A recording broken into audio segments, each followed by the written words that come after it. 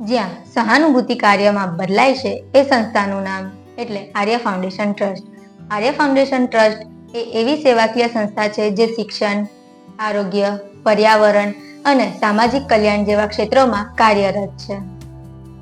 એક દીવો બળે તો અજવાળું ફેલાય છે, તેમ આર્ય ફાઉન્ડેશન ટ્રસ્ટ તો હજારોના જીવનમાં આશાનું અજવાળું ફેલાવી રહ્યું છે.